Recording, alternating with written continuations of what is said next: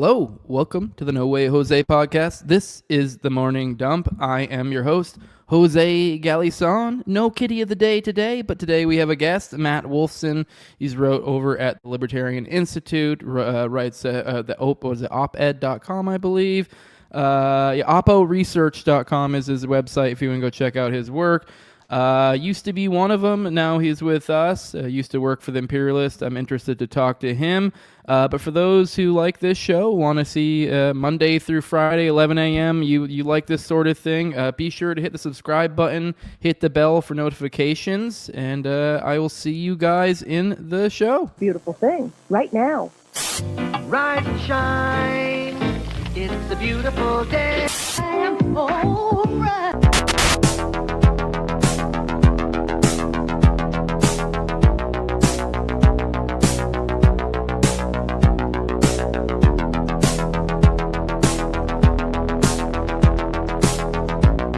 About a third of the building has been blown away. This is the bridge to the white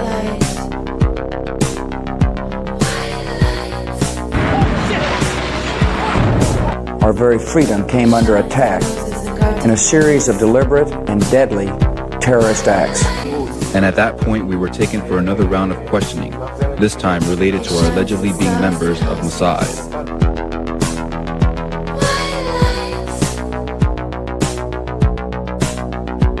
Crazy evil.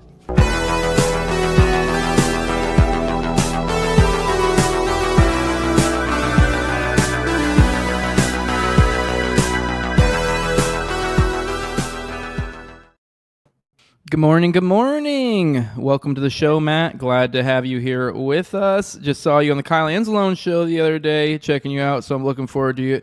I find you endearing and intriguing. Your backstory is definitely interesting. So I guess go ahead and give your... I guess, I don't know if you watched the show before, but the format of the show is I do have it set up as I literally called Icebreaker clips or stories to kind of get into it, but it works well for guests too, for Icebreaker. But so we'll kind of maybe learn a little bit about you through the course of these Icebreaker clips, these intro stories. But just go ahead and introduce yourself for your audience if you can. Endearing. I'm going to put that on like a dating profile. That's good. I love it. Thank you. Yeah, no problem. I thought it fit, intriguing, endearing. Not quite like the cut of his jib. I don't know why. For some reason, like a Ryan Grimm type. That's the one that comes to mind. I think liking the cut of his jib. Yeah. I like the cut of his jib. Like where so just saying different euphemisms come to mind for different people, and I don't know why that's the one that came to mind for you.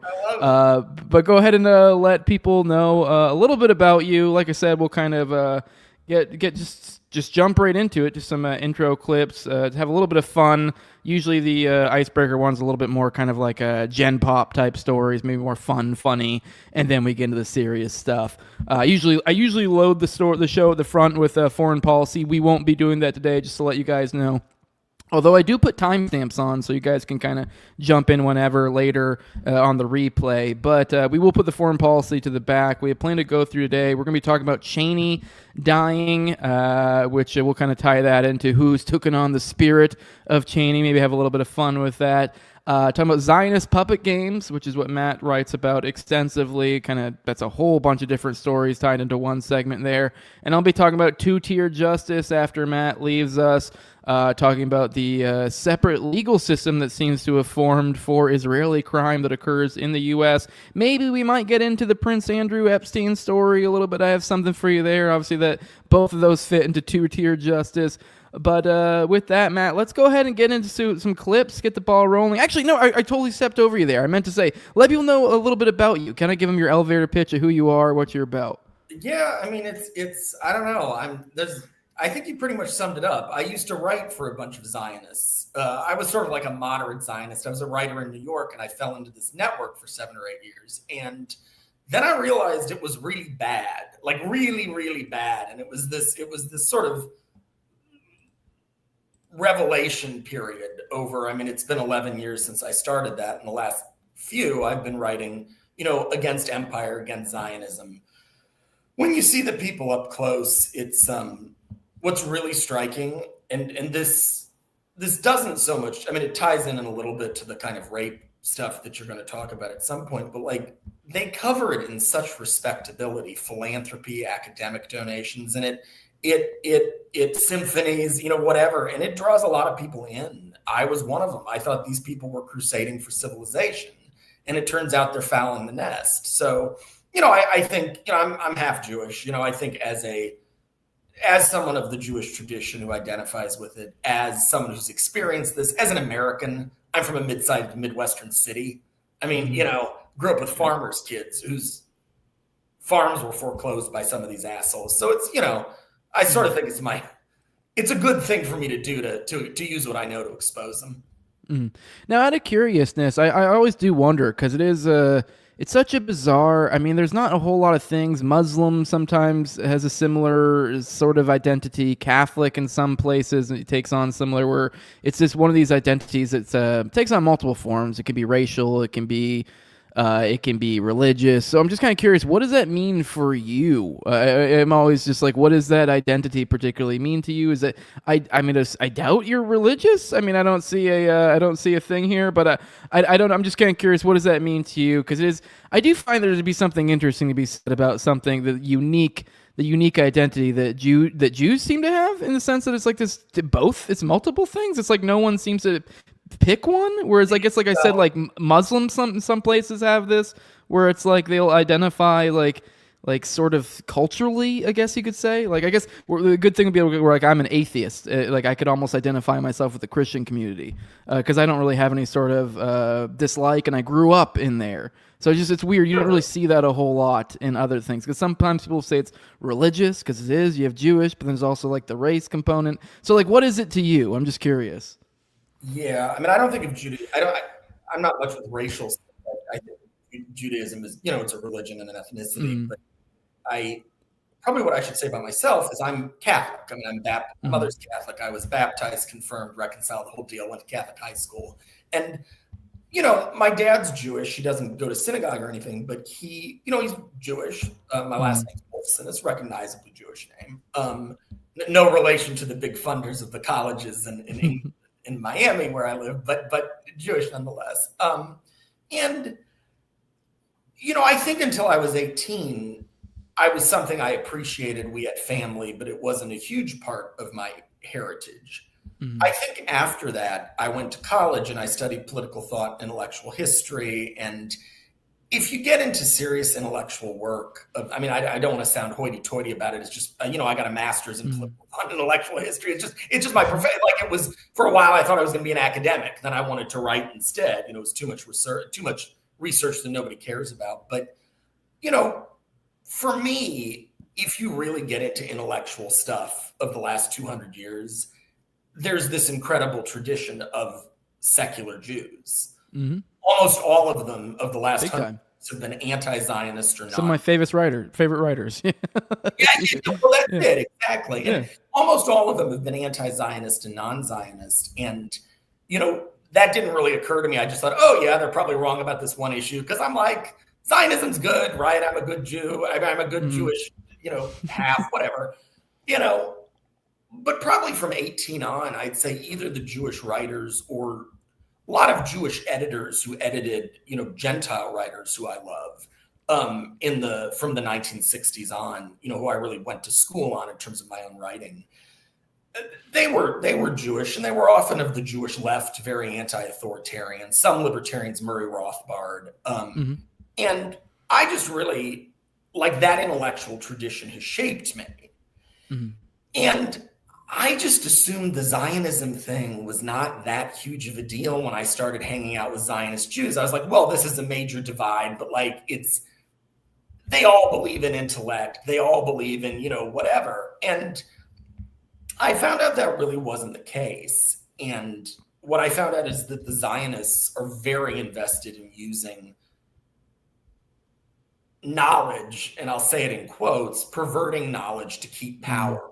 I mean, they don't care about seeking truth, and seeking truth through knowledge is a big part of the Jewish tradition. I mean, it was very radical 3,000 years ago. It was founded with the 10 Commandments, right? There were words. Like, you didn't have that. Like, there weren't idols. There were words. That's like a very thinking tradition, right? And once I sort of realized how corrupt they were slowly, I mean, like, I'd studied the Holocaust, like, extensively in college. They would reference the Holocaust without seeming to understand its dynamics, like some of the historical dynamics serious people have gotten into. I mean, serious non-Zionist Jews. And I was like, oh, wait, you're doing this for propaganda. And these were people, I mean, the circles I ran in, these people had attended Harvard. They were hedge fund people. They were some of them had intellectual bona fides. And so I was really stunned that they were running this play. I mean, some of them taught at Harvard. I was stunned. And gradually I came to think they were really perverting my part of the Jewish tradition, which is intellectual and truth-seeking and journalistic. And they were really outliers. And it was really kind of a shock to me. I mean, in retrospect, I feel a bit naive, but it was really a shock. The only thing I'll say is that it's not, I would say this kind of trend isn't unique to the Jewish tradition. For example, the Puritans were very, very word-based, very intellectual. Yeah, that's what I was trying to get at. The identity component or quandary I was getting at is something we've seen more in antiquity, but it's died out more. It does seem to be Judaism's been one of the last identities that kind of held on to this like multi-dimensional identity, I guess is a way to look at it. Whereas, the way I would define it, and people would disagree with me, but I actually would define Judaism like Protestantism as certainly Puritanism, but Protestantism is founded by Luther and Calvin. I would talk about those as religions of the word. I mean, they're highly focused on textual interpretations. They don't do much with images. You know, they're very heady, right? And the problem with those things, I mean, they can be amazing, right? We talked about Jewish writers. I mean, Puritan theologians, they can also be corrupted by people who use intellect to serve power.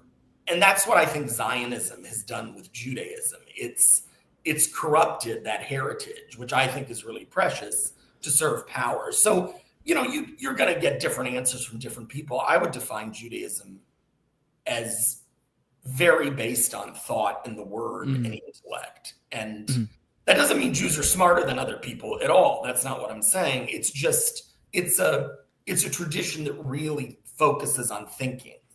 And I mean, that means generally, it can be incredibly beneficial, but also just corrupt. To be fair, there probably is some small genetic component to some extent for intelligence there. You know, to be fair, I mean, you do look at the rates. Well, I'm not like some huge race realist. There is like some small component. I mean, if you have a group of people who cloister themselves off and have a respect for intellect over generations, and they continue those traditions, to some extent, it gets a little bit baked into the cake genetically. I think somewhat, maybe not a ton, as much as some people run away with it. Like, I get what you're getting. A lot of Jews will be like, "Oh, it's because we're so much better." And you're like, well, I mean, I don't know. Maybe it's overdoing it. That's what Zionists will say. I mean, Norm Finkelstein is great on this. He talks about Jewish supremacists. Like, I mean, I'll just give you one example. Bill Ackman is like not a very smart guy, except in very specific ways of making money. But like, there is literally an interview where he says, "I believe people are destined by their names." And you're like, their names? Okay, well, what is their names? Well, I met a guy at a hamburger joint. He later founded a hamburger chain. I mean, it's literally stuff like this. And you're looking and you're like, what are you doing? And it's like, you know, that's not smart, right? Like, that's not using reason to apprehend reality. I should have made my pseudonym Galistine at this point, I guess, by that logic. I mean, you know, and Ackman's one of those who goes around saying Jews are so much smarter. What are you even talking about? Like, it's the stupidest Zionist Jews who say that shit. Like, that has been my experience. The other people are just like, hey, we're good at this thing. We want to spread knowledge. Like, really? Like, that's what they do. You know? Anyway. All right, let's go ahead and get into some icebreaker clips. To start off with, there's a little bit of a follow-up. There was this video we watched the other day. I don't know if you've seen this semi-viral video going around. You see these cops here. They come up. And then what it is, essentially, you kind of get to the chase. The homeowner does the kind of the generic, "Oh, I know my rights," videoing the guy. And essentially what the big thing is that the cop says, you know, what was the quote here? Essentially, I thought it was the quote. Remember, it was the other post that had the quote, but essentially the quote the cop gave to him is like, "We're here to talk to you about your talks about Israel or what you said about Israel online." I'll be honest, not a great quote, and a lot of people ran with it and were like, "Oh no, we have cops coming to people's front doors." And well, I have a little bit of a follow-up there. It was, as I said, as we were covering it the day of, I don't know if it's quite this simple, and especially the more performative he got, the less I trusted the situation. I think it might be a little bit more to it, as we can see here. Once again, or to be fair, I don't know if this guy is, if this is his account, but just for the assumption here, these are supposedly, for the sake of argument here, we're saying this is the post. They're saying, at some point, Christians are going to have to wake up and realize one day we will have to kill them all, is one of the tweets. And the other one's, we must eliminate the Jews. It's the only solution at this point. We must protect and save Christianity.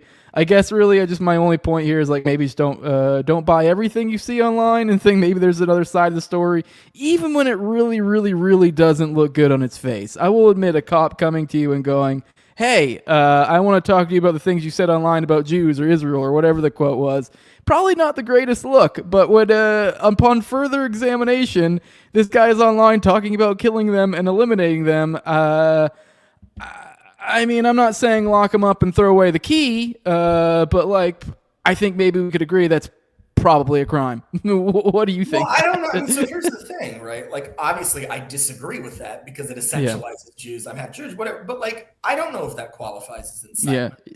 Debatable. It's debatable, like, but it's a little more understandable, at least now. Maybe. I mean, but I gotta tell you, man. Like, I actually, this just happened. Yeah, October 28th. I don't know if this would have.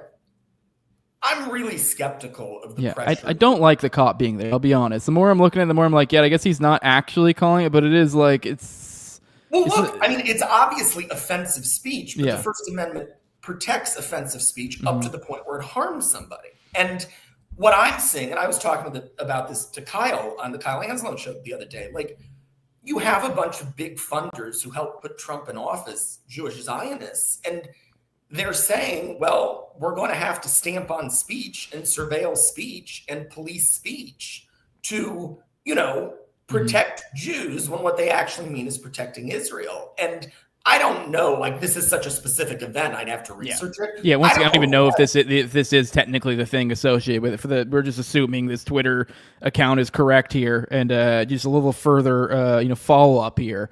But yeah, you are talking me into it now. The more I'm like, damn it, you're right. But it is like, well, I don't like it. I mean, look, like, when I see that online, like, I'm the guy who's always like, well, we have to distinguish between types of Jews. But this is a free speech issue, and to use Jewishness to silence speech hurts everybody, and it hurts Jews. And connected Jewish Zionists are doing it. So I don't know, man. I'd have to read the law. That's not a direct threat either. Like, but it is like, I wouldn't be surprised if maybe there is a direct.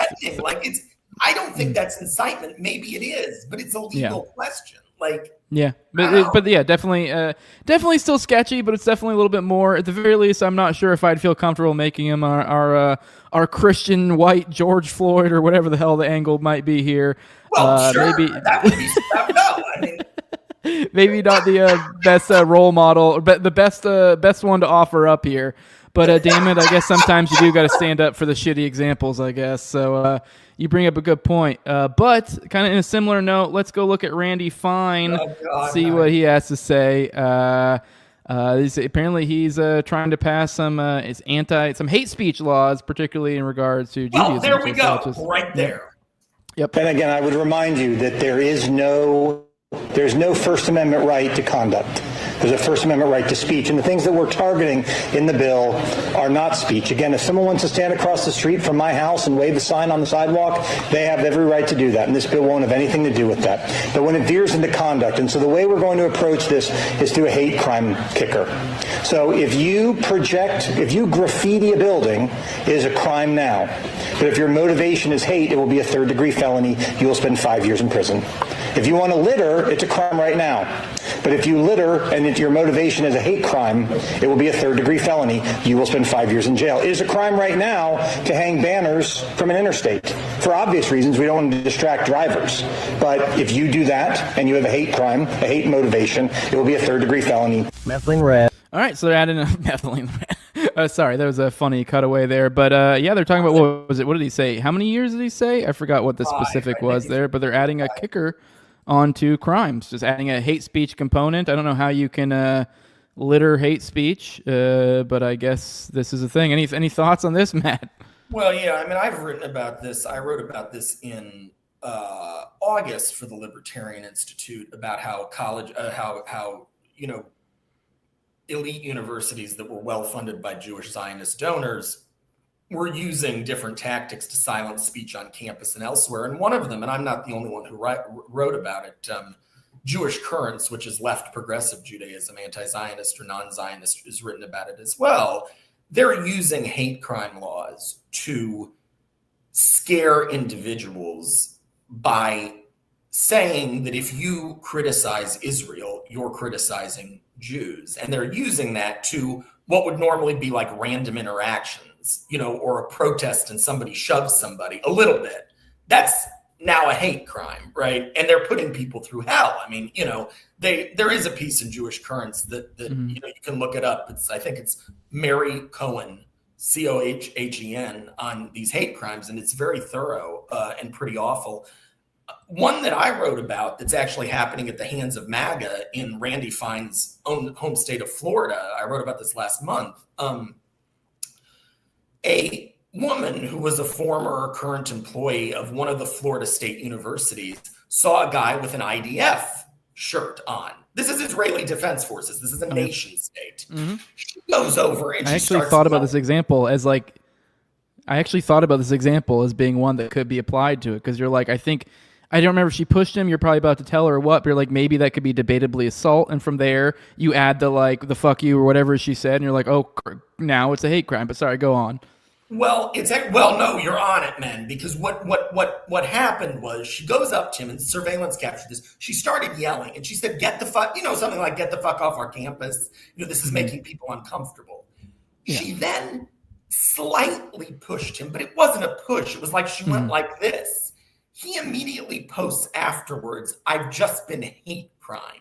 Now, that's absurd, right? Like, if you went against apartheid South Africa, you weren't hate criming anyone. They were doing the hateful crime, right? Like, you can make an argument that, Israel is apartheid South Africa. Even if you don't make that argument, it's a nation, right? It's a nation state, right? The IDF is military force. Many Jews don't identify as Zionists, increasing numbers of Jews. But I mean, what they're doing is conflating hate speech with, and I don't think she ended up being charged with it, but that was what he immediately said. I think he tweeted it after.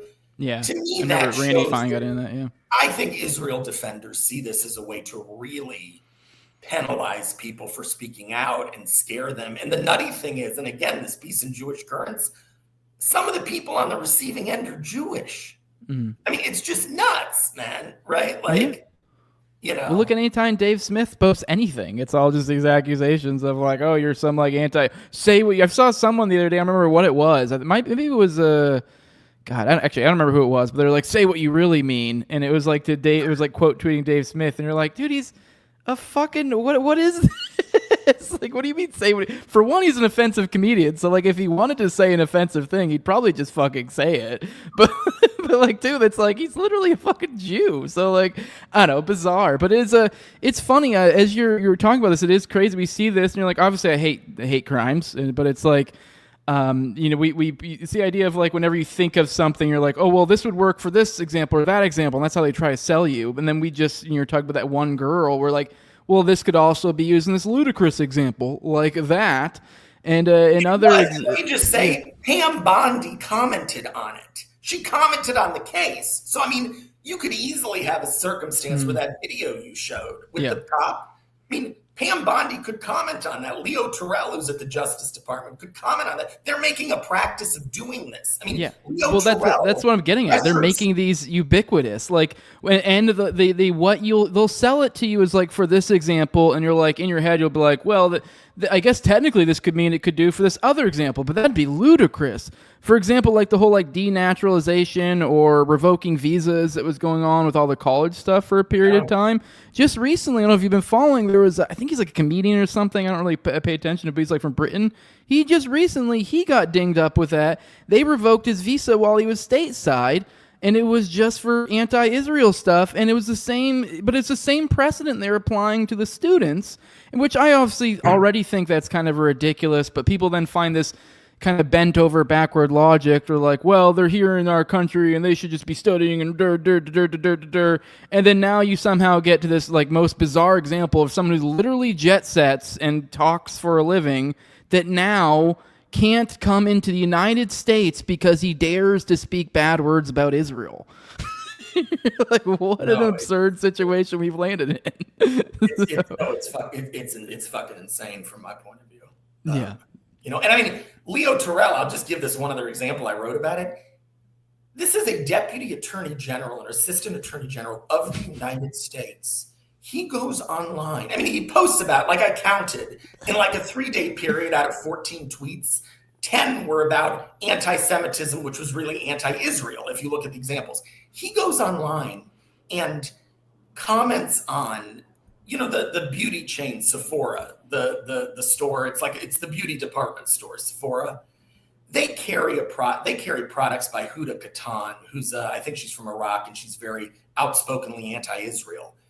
Terrell links to a post from some random user who says Huda is an anti-Semite. He says, Sephora, get it together. Get her products off your store. What?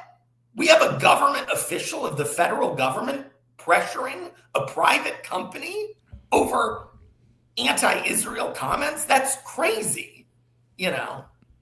Absolutely insane. All right, let's move on. Let's get into the main topics for today. Talking about Dick Cheney. He's dead. I don't really know what more to add to that. I thought he died years ago. Just for fun, I figured we'd play this clip of apparently Joe Rogan had a similar sentiment not too long ago when Dave Smith was on. So let's go ahead and play this. There's going to be an app in our lifetime that's a lie detector, and it's going to be 100%. It's going to read your retinas. It's going to look at your eyeballs, and you're going to use it just the same way you use FaceTime, and you're going to have to talk to your boss through that thing, and it's going to be able to tell you, what did you do? What did you actually do? Where's the money? Why is money missing? Oh, imagine that just like on politicians, though. Yeah. Oh, boy, it's going to be great. Get that bitch on Nancy Pelosi. Because I just happen to be really good at picking stocks. Too bad Dick Cheney's dead. Would you like to stick him in front of that thing? No, he's still alive. Isn't he? Is it Dick Cheney? I thought he died. No, Dick Cheney's still alive? Dick Cheney's alive.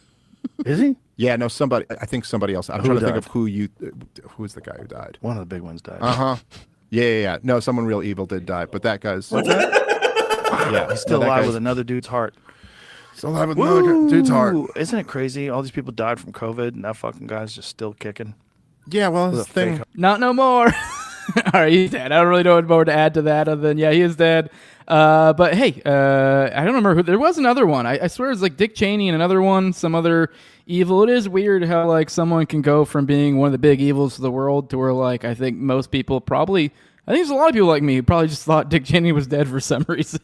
Yeah, I think Rumsfeld too, who died like the other year, but I didn't know he was still alive when he died. You know, yeah. Well, keeping his spirit alive, we have Ben Shapiro. I guess he continued on with the cancel Tucker impotent attempt. Here is him, how he tagged this podcast. No to the groypers. No to cowards like Tucker Carlson who normalize their trash. No to those who champion them. No to demoralization. No to bigotry and anti-meritocratic horseshit. No to anti-Americanism. No. All right, let's follow this up with, let's see what Nick Fuentes had to say about this. Oh, that course the audio is out. Give me a second. Sorry, the StreamYard glitches out every now and then. Of course, I never can get a good flow in there. All right, we are back. All right, let's try it again. Today, it was like a full-fledged Fuentes Updates clip show. It was like America's Funniest Videos. One clip after the other. 40 minutes, no ads. That's how you know they mean business. When Ben Shapiro turns down the money from the advertisers, when Ben Shapiro doesn't do, let's say, 50 ad reads in a 50-minute video, that's how you know they mean business. He will literally do an ad read at a pro-life march. In person, he will give a speech in real life at a pro-life march about abortion, and he will stop and do an ad read for ZipRecruiter. But when you're talking about anti-Semitism, there's simply no time. There's no time. We mean business, because this is something we really care about. No ads. 40-minute video, and about 50% of it was just my clips. Fuentes this, Fuentes that. He's a Nazi, sexist, Holocaust denier. Whoa, you're sounding like, you're giving me like Bill Maher or Rachel Maddow. What is this? I thought Shapiro was against SJWs. Now he sounds like one of them. I thought he was against liberal tears and cancel culture and safe spaces. Now you sound like one of them. So first, Nick Fuentes said a sexist thing. Then he said a racist thing. Then he said a Nazi thing and an anti-Semitic thing. He's a white supremacist. It's Hillary Clinton. Racist, sexist, homophobic. It's literally the basket of deplorables clip. And so we'll go through, we'll talk about his little response. And I say little because he doesn't get views anymore. It's pathetic. Candace Owens is doing 10 times. What does she get? 2-3 million views on a video? He's lucky to crack 500,000. And he's on YouTube. He's got millions of subscribers. So we'll talk about his littlest show, the clip show about me, and that'll be our show. We'll talk about each of these things as they're developing, and we'll get into...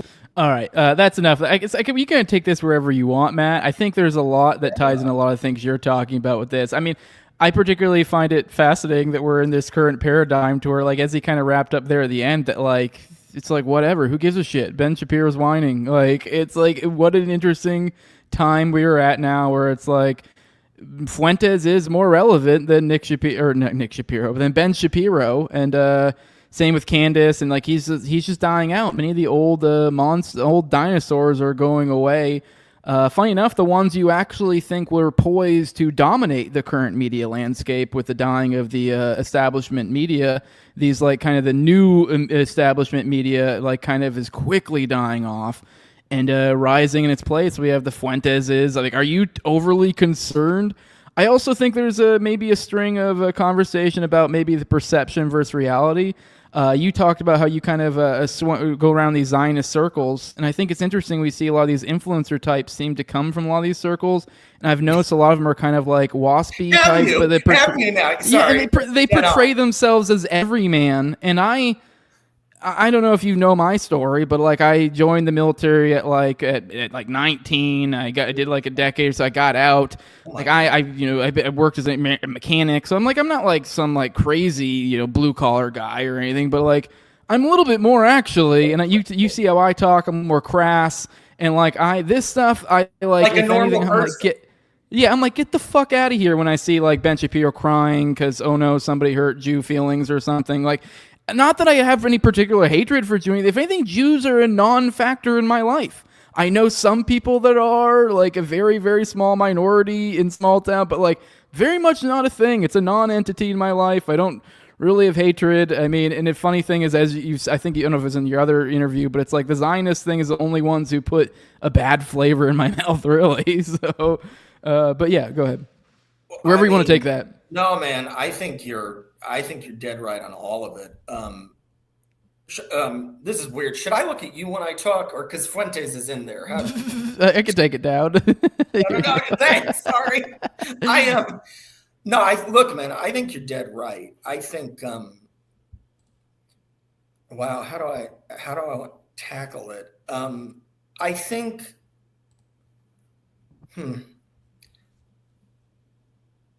obviously, to me, the problem are Jewish Zionists, very connected Jewish Zionists. And I think Shapiro's a really good example of that because, I mean, Shapiro, I can't put this like right to my head, but like Shapiro, like Stephen Miller, came from upper middle class, if not upper class, LA wealth. And, you know, what you're getting from people like that is a lot of sort of, it's an approach, and I've written about this for the Libertarian Institute too last month. Bill Ackman is very big on this. It's an approach that basically says, because we've succeeded in like the six-figure club, the $100,000 club and above, you're all jealous of us. And when we say that we're being victimized, it's not victimization because it's off of resentment. We're just too successful. Like when blacks do it and when Latinos do it, it's based on, you know, well, they're just crying because they didn't succeed. Whereas we're successful and you hate us for it. And a lot of people say this. I mean, Shapiro, the network Shapiro comes from people like Bret Stephens at the New York Times op-ed page, who I dislike far more, in fact, than Shapiro, if that's possible, which it is. You know, and what they'll do, these Jewish Zionists who do it, is they then link to other groups like, you know, East Asian, you know, East Asians. I mean, Bill Ackman does this openly. Like East Asians and Asian Americans and Indian Americans and Jews are smarter than everybody because we've made it in the military corporate complex. Mm. First of all, that's like a terrible way to define any group. I mean, particularly Jews because of the association with money. But like, earning a lot and being successful in government-funded institutions, like that was not a prerequisite for success in America until 80 years ago. I mean, it wasn't. I don't mean to cut you off, but you're so on it. Did you see Levin's speech the other day where I was actually nauseated. What did he say? I think you did. I think you covered. There was a side line he said in there, which I think was so revealing, where he said something like about how like, well, they're alluding to something about Tucker and being like, you know, how, oh, this is how the free market works. You're not a bureaucrat that we're going to protect, essentially. And I forget how he phrased it, like they were going to protect it, like you have a made job. And like he was like portraying that like a positive thing, as if like, and it was a very bizarre way of thinking. And there's something to that, like, oh, you're now a kept man. Like that's a positive, like, essentially kind of deal. Like you're, I mean, there's like a benevolence to it or something. It's weird. That is so astute because one of the odd things, and if you look historically, and this is something I'm writing about now, Jewish Zionists, and this is not Jews, like, I mean, the greatest labor organizer in American history was Samuel Gompers of the AFL. Samuel Gompers was a British Jew. Samuel Gompers was a leftist. Like Howard Zinn, Susan Sontag. I mean, I can go Barry Goldwater, Murray Rothbard. Like there have been Daniel Ellsberg. There have been so many Jewish anti-authoritarians who are also anti-Zionist. But Zionist Jews, starting in like the 60s and 70s, they basically, for a lot of very specific historical factors, you know, it was a very well-educated immigrant community. Like some Indians and East Asian and Asian Americans, the WASPs who were still running, the old line Protestants who were still running the Eastern complex, the military industrial complex that was just getting big with World War II and the Cold War, they brought Jewish Zionists in. They basically said, I mean, there's work on this. There's scholarly work by, none of this is remotely conspiratorial. This is scholarly work by Jews. You know, I mean, the book I collaborated on in my prior life with Zionists is very direct about this. The WASP brought the Zionists in. The Zionists have brought a small number of East Asian and Hindus in. Now, and Indians in. Now, the majority of Chinese, Koreans, Indians, Jews in America do not live in this complex, right? They're not powerful. They're not even sub-powerful, right? I mean, yeah, the six-figure club's a big deal, but $100,000, you know, all right. Like in this day and age, that can still put you back if you have a really bad health industry, I mean, whatever, injury, whatever. Yeah. But the people who've really succeeded, these small echelon of people that are minorities within all of these communities, genuinely think that like the fact that they're at Harvard makes them better, as opposed to, well, I mean, and look, like that's a great accomplishment. I've had professors who've changed my life. I wanted to be an academic for a while. But there's another response to that, which is like America was founded, and you can look at Jewish scholarship by Jews, Bernard Balin on this, a non-Zionist Jew, on the American founding. It was literally founded intellectually on the principle of self-sufficiency, that we should be suspicious of, large institutions, that academics, that, corporations like the East India Company that are government intertwined, they're to be held at a distance, they're to be monitored, that the real ideal for a person is to stand on their own 2 feet and participate in democracy. And that's not to slight people who are in these institutions, all of them. I mean, I learned from some of them very much, but the notion that these small supremacist numbers of each of these groups are so proud of what they've achieved when they're basically being kept by these very powerful corporations. They're not fireable. I mean, they have all these connections. They have all these degrees. These are all federally funded in indirect ways or direct ways, special favors, tax write-offs, et cetera, by Washington, D.C. I mean, it's really weird. And to be fair, I don't want to act, sorry, I'm going on a lot. It's just, this is such a kind of nuanced topic. I don't want to act like it's just, I mean, this isn't like this is a minority thing. It started with WASPs, right? A lot of the people like John Brennan, he's a Midwestern Catholic guy, right? Who was well educated. But what the WASPs did that was so smart, and now the Jewish Zionists are doing the same thing with East Asians and Indians they're bringing in, is they're basically saying, well, look, Jewish Zionists are a minority. So some of them are going to they're going to feel they need these structures for protection. Same with the Indians, same with whatever. I mean, they're really tiny minorities, and it makes sense to be fearful. But the answer isn't to embed a small class of each group in the military corporate state, do terrible things because the military corporate state, no matter who runs it, always does terrible things. And you're saying a large group shouldn't embed themselves as a parasite on the economy? You don't think that might lead to resentment over time, especially when people start to notice they're of a similar ethnic group? The majority of these people, I mean, man, one of the reasons I was so naive about powerful Zionists, I had a Jewish family in Springfield. My father's side, one of my uncles was a very wealthy man. This guy, I mean, wealthy by small Midwestern city standards, right? These guys had no connections to anything. They were good citizens. They were like, I mean, I liked some of them. I didn't like others. It didn't really have to do with Jewishness, right? Like, I had no preparation for seeing what really powerful operators were doing, because my model was my Midwestern, middle class, upper middle class Jewish family.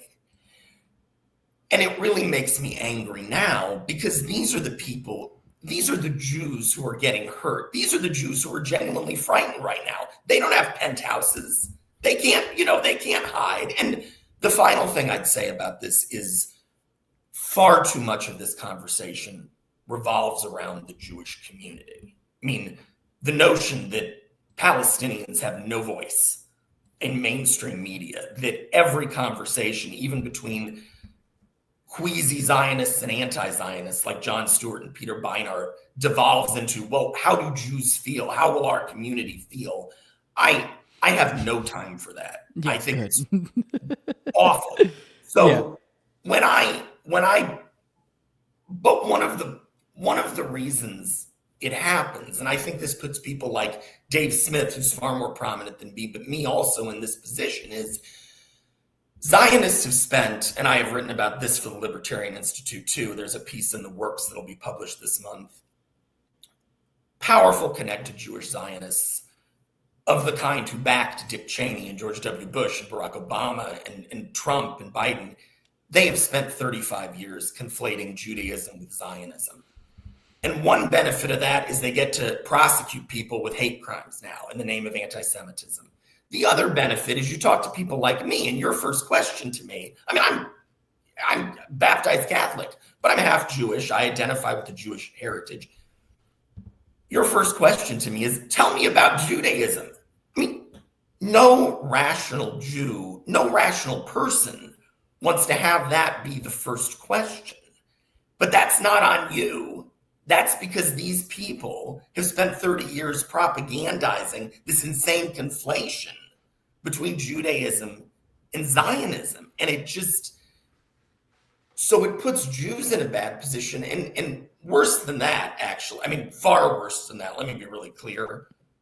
Palestinians are fucking dying and they're defending their olive groves. And these are the bravest fucking people in the world. And I mean, I talk to these people, the people in Yemen. I mean, these aren't like the masses somewhere. These are like farmers and trades workers and doctors and lawyers and journalists. And, you know, they're doing these incredible things. And we're locked in this ridiculous conversation and not listening to them. And by the way, they are far more rational about the distinction between Zionism and Judaism than a lot of people here. These people are very clear about what Israel represents, which is a colonial project. But I mean, there's a woman I follow, Rama in Egypt. There is nothing she posts that's not reasonable. Like every fucking day, watching these horrors, right? And because of what these Jewish Zionist financiers have done and other operators, this small minority of Jews, they have put Jews in a terrible position and they have sucked the oxygen from what really ought to be focused on, which is the people at the blunt end of Zionism and our military corporate complex. And that's got to change. Like I'm not one to talk that way. I think it sounds self-righteous, but like occasionally self-righteousness is right. Like that has to change. And to some extent, I think there does need to be. I mean, well, I guess to some extent, like I guess there's at the end of the day, I'm going to do what I'm going to do. Like I'm not Jewish, but like to some degree, there is power in being like, you know, hey, this is my identity, and I'm not okay with that. You know, if you're someone of the identity or whatever.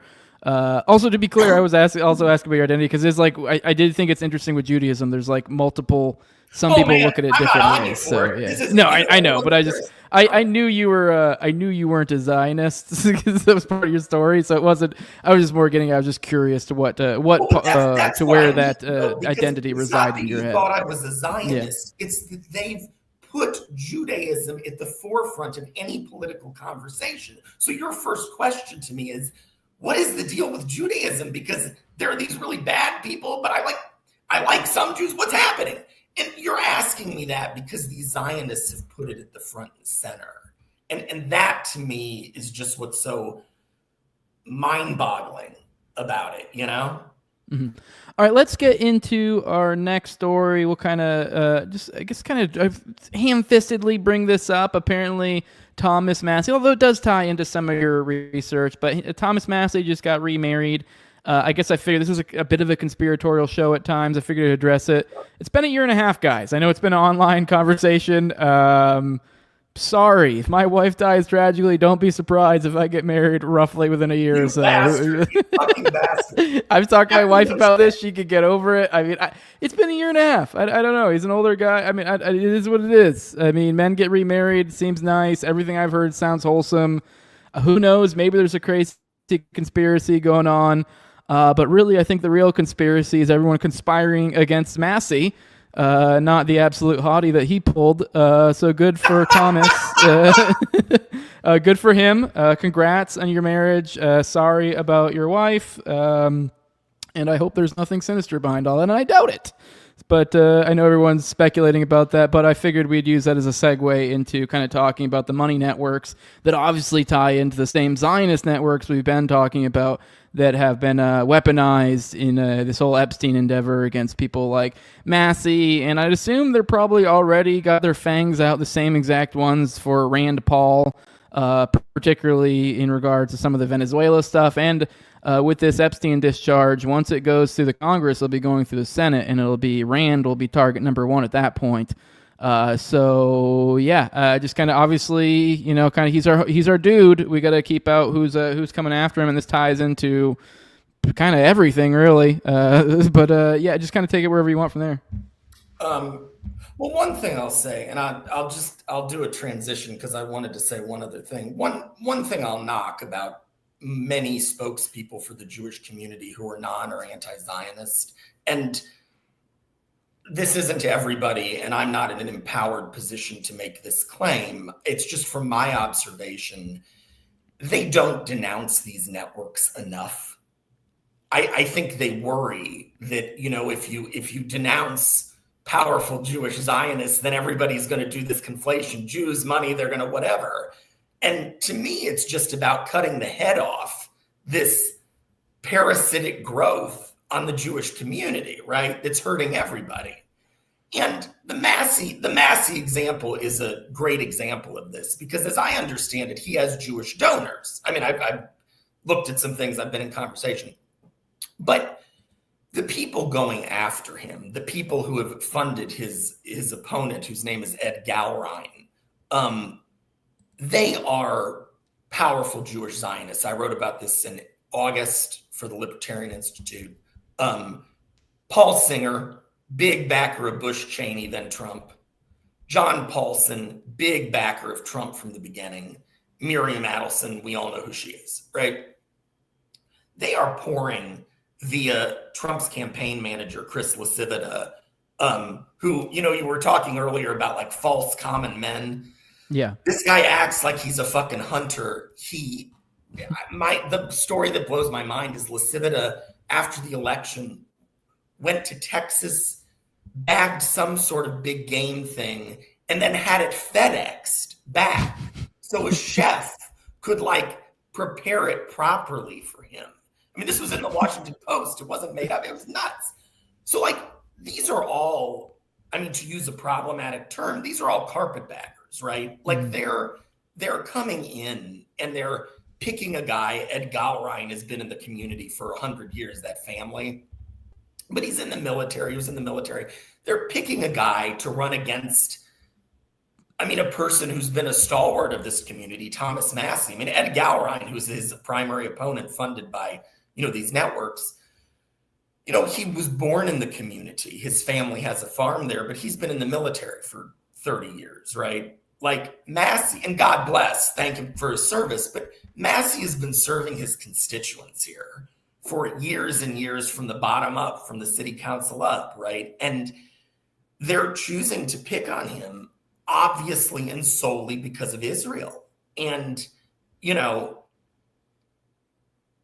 to me, it's really blatant. To me, it's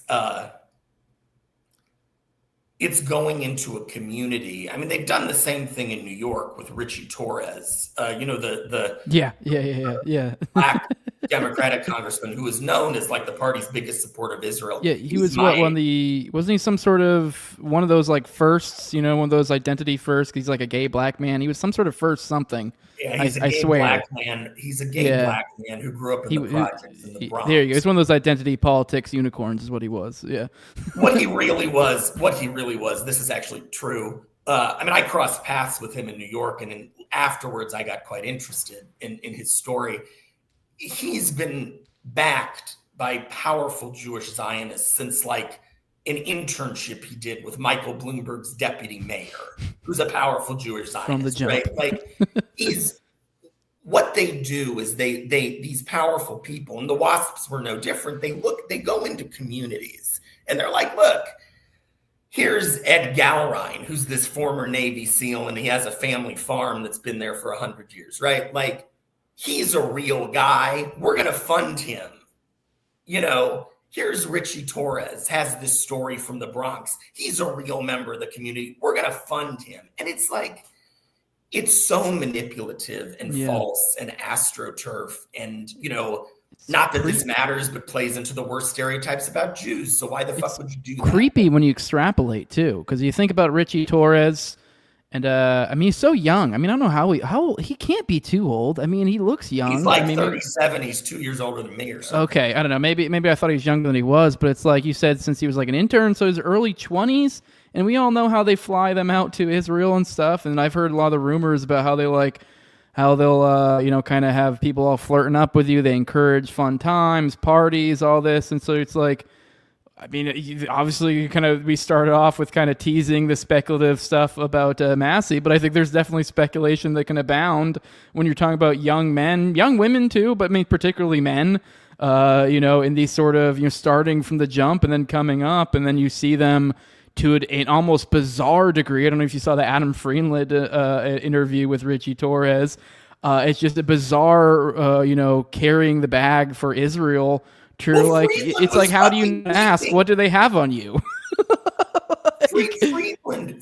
Well, okay, yeah. I mean, do you have a second? Because I actually do have something to say about that. Yeah, go ahead. I'm just curious because it's like they do encourage, if anything, like, hey, go have fun, go like whatever. Because I mean, they don't care. What are you gonna do? Get a DUI and then now they have something on you or whatever, like whatever the thing may be, or you slept with some IDF, honeypot or whatever. But there's so many different ways that these things can be manipulated. And I think a lot of people see this and they see people acting bizarrely. And you're like, that's a little bit much for just some votes or something. But go ahead. So without going into detail, I saw in New York, there are exploitative networks related to powerful Zionists that don't have to do with blackmail. But in my view, I don't think they'd legally qualify as exploitative. What I saw is they were exploitative and they had to do with sex. They weren't blackmail, though, and they weren't used as honeypots. What I saw, it was more of an example is David Geffen, who's a very powerful Jewish Zionist from LA, married a young black man who I think had a prison record. And that, when I saw that the relationship, if you read it as I do, was very exploitative and based on wealth and power. And that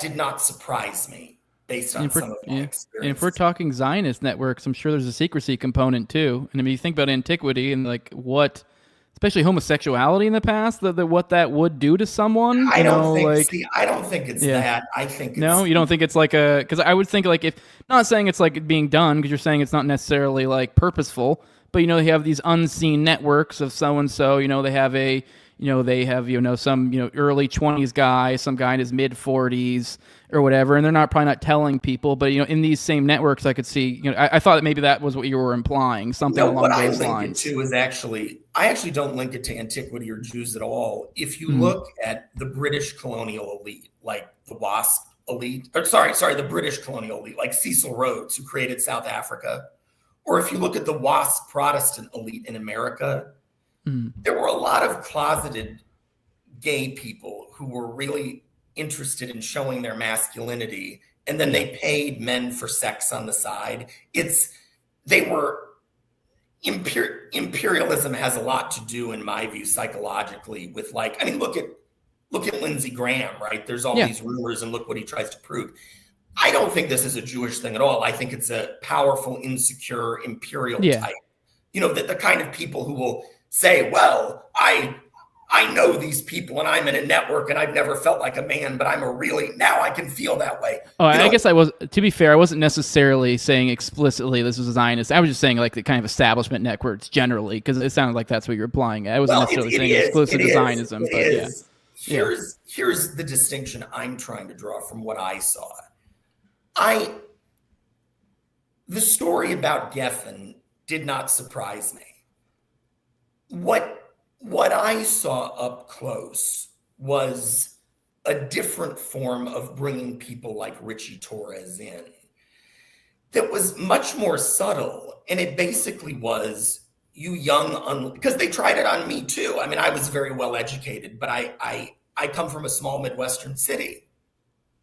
And the basic view is, you young unlettered man, let us teach you how to eat properly at restaurants. Let us take you to the museums we fund. Let us take you to the opera.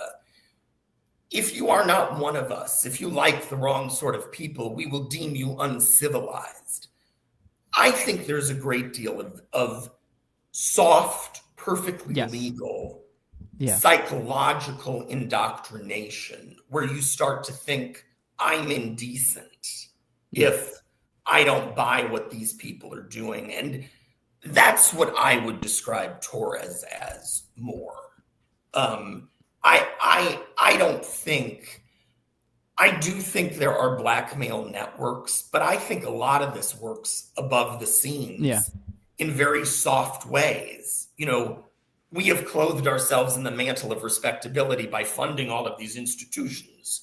If you want to be a ruler and think well of yourself, you will come with us. You know, it's kind of awful to see. I mean, that among the many things that really started turning me off, that was a big one. When I saw, I was sort of insulated from it because my background was, you know, I didn't come from an elite class, but my background was such small mid-sized Midwestern city, multi-generation family, business owners. You know, there was a solidity to my background.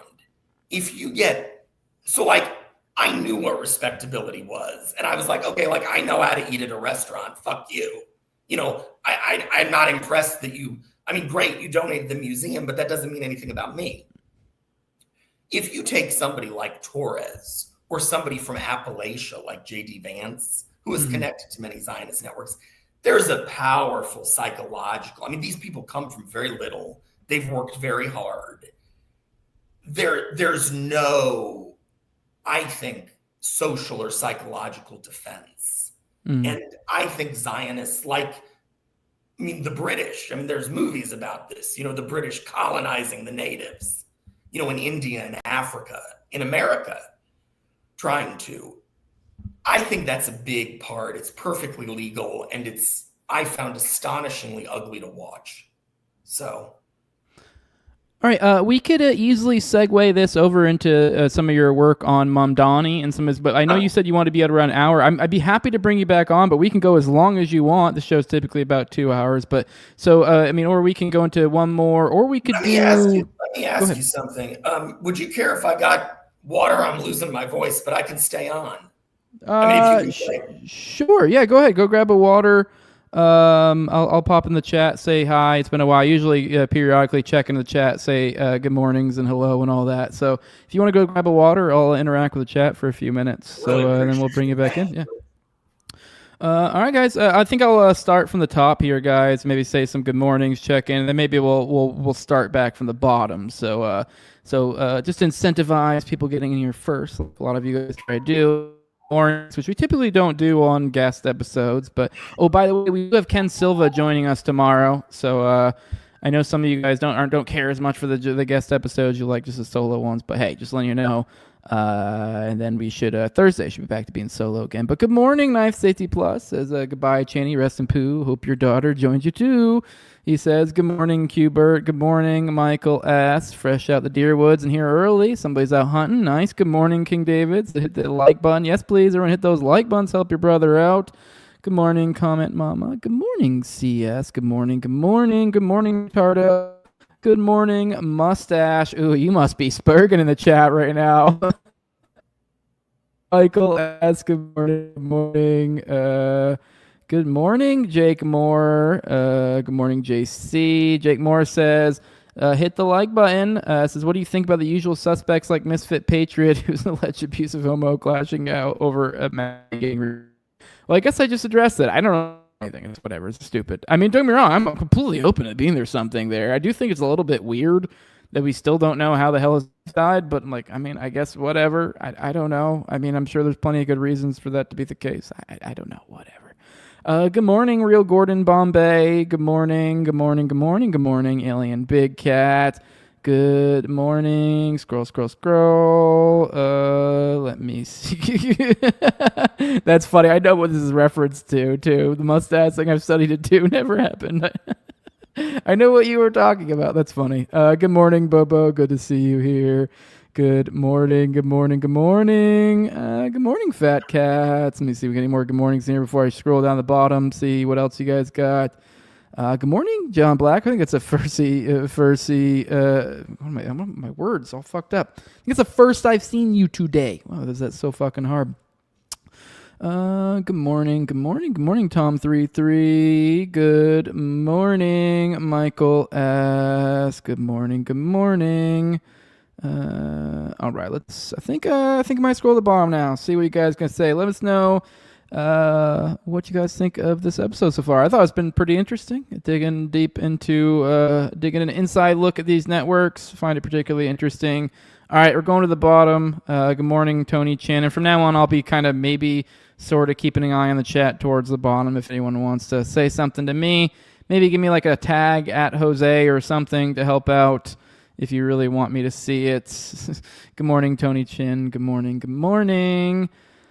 Tom says, I dig the occasional cast. Ken is always good too. Yeah, Ken is great. I love Ken. Always good on the show. Good morning, BJR. I think it's the first I've seen you in here.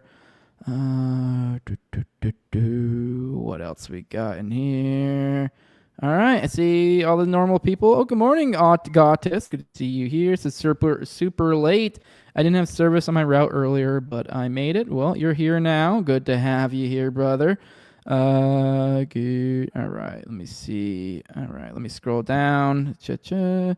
Boba says it's a private message. Don't read. Well, I did. Fuck you. Big Cat wants me to read Anarchy. Okay, I did. Base Kothar, good morning. Damn it, you got me, you got me. All right, Matt, we got him back with us. Cool. Oh, hey, never mind. I'm here. Thank you. I really appreciate it. Oh, you're good. But yeah, like I said, we have a few more stories to go through with you. We have your Mom Donnie coverage you had that kind of really ties into all of this. And then I was thinking maybe we'd, I don't know, if you want, I don't know what your time's looking like. We have the Mom Donnie talk, but I am particularly interested, especially today, because it ties into another story in the foreign policy front, the Just a Tish story. So you can kind of go whichever way you want with that. Because, the whole, I do think it's interesting that, like, we're sort of swirling, getting into the New York scene, I guess, and then it's kind of like, well, why the fuck should we care? And it's like, well, because all of this stuff that's over in Gaza that we've been ranting and raving about for forever, well, the same fucking people doing all this shit here are the same ones doing it over there, and the stuff over there, they're trying to take over here. So kind of take that wherever you want, bud. There's definitely a lot to pick away at. Yeah, well, what I'd say is I've written about the Gaza plan because I read about it in February and recognized some of the players involved and got so sort of outraged that was like the second piece I wrote for the Libertarian Institute. And so I'm sort of consonant with what's going on over there. All of the models for the raise and rebuild in Gaza, where they're going to surveil people, where they're going to do whatever, were originally pioneered in Saudi Arabia. Saudi Arabia is building new smart cities with an infusion of American and Chinese technology. And the point is, high-end consumer goods, low-end service workers, a lot like, I guess, Park Avenue, right? You have a bunch of rich people, a bunch of poor people serving them, and a high military policing. Gaza on the Riviera, if you will, Mar-a-Lago. Again, the model, the cities I'm talking about that were models for Gaza are in Saudi Arabia and the United Arab Emirates. Some of the main advisors on those cities, the people who got it going, are Jewish Zionists from New York. Namely, the big example I'll use here is Richie Torres's original backer, Daniel Doctorow, the deputy mayor who gave him his first internship. Doctorow was an advisor on some of those Saudi cities that a Zionist named Joseph Pelsman is using as the model to raise and rebuild Gaza. The reason Doctorow was the model for this is that he served under Michael Bloomberg. And it was under Bloomberg that 40% of New York City was rezoned. And then surveillance spaces, large, skyscrapers. More skyscrapers went up during Bloomberg's 12-year mayoralty than at any time in New York's history. It was during that mayoralty of Bloomberg and Doktorov that a lot of old neighborhoods got cleared out in the name of skyscrapers, of public parks, places that are really easy to police and surveil. And a lot of the populations got driven to the outer boroughs by higher rents. So there is a direct connection between surveillance, raise and rebuild in Gaza, surveillance, raise and rebuild in Saudi Arabia, where populations are being displaced too, Bedouins, and the original project, which was in New York. And they all have to do with displacing populations, building new buildings, and then installing militarized police and surveillance. Now, during those years when Torres was getting backing from Doktorov and Bloomberg, this lady, who you guys can all see right here, Jessica Tisch, the granddaughter of the founder of one of the most powerful Jewish Zionist families in America. I know this is one of those. This is one of those deep, guttural, instinctual callings of "Don't trust this person." I don't know. I don't mean to be mean, but something about I don't know. You just smile. It's like it's terrifying. Well, go ahead. I'm sorry, and I have to tell you, I find this picture terrifying as well. This is like the cat swallowed the canary, and I think maybe I find it terrifying because I know what she's doing. Like, yeah, this is the granddaughter of one of the richest Jewish Zionist families. They own CBS, the one that Larry Ellison now owns. They owned CBS in the 80s and 90s. They've donated a bunch of hospitals, they had philanthropic foundations, et cetera, et cetera, et cetera. The Tisch name is everywhere in New York. They're very respectable. In around the same space of years that Dan Doktorov and Michael Bloomberg were rezoning New York, displacing the populations and amping up police presence in these new consumer skyscraper spaces, Jessica Tisch, who was then in her 20s and fresh out of Harvard, entered the NYPD, and she was personally interviewed by the police commissioner, personally, in an organization that has 55,000 employees. She was personally interviewed as a new recruit. The commissioner who works for Bloomberg and Doktorov, Ray Kelly, later admitted, well, I did it because she was a Tisch. What he didn't mention is at the time that he interviewed her, her father or uncle, it's in my piece, I don't remember, was chairing the largest New York police philanthropic foundation, the one that the NYPD relies on for private donations to fund things. Her family was chair of the board. Two of her family members are still on the board. So she was connected up the yin-yang from the beginning. Three-time Harvard graduate gets in there and says, Commissioner Kelly, I'm a Tisch, I want a job. Well, what does Kelly give her to do? He gives her the task of supervising a new surveillance system that they just started developing in the 2000s with government money called the Domain Awareness System. This was developed with funding from Microsoft, with technology from Microsoft, with funding from the US government, and in conjunction with New York. It was part of policing meant to keep New Yorkers safe. Jessica Tisch spent her entire career, along with another very powerful Jewish Zionist, Rebecca Ulam Weiner, whose grandfather was key in the Manhattan Project. So a lot of deep state connections. And by the way, this is all public information. I mean, this is not, you don't have to go deep in the archives or talk to somebody. This is all public. People just don't talk about it, right? Ulam Weiner and Tisch spent 12 years developing the system. Tisch left to be sanitation commissioner. Now she's back as commissioner as of 2024. Ulam Weiner's her deputy. And they are massively expanding this system. Yesterday on Kyle's show, I went through the specific ways. It's in the piece. I would really encourage you, if you read anything, anybody listening, if you read anything I've ever written, I hope you'll read this because, as I'll say in a minute, nobody's talking about it, and it's coming to a city or town near you. It's not just Gaza and the Saudi Arabia in here. It's coming to a city and town near you. When I was on Kyle's show yesterday, I talked about, exactly that.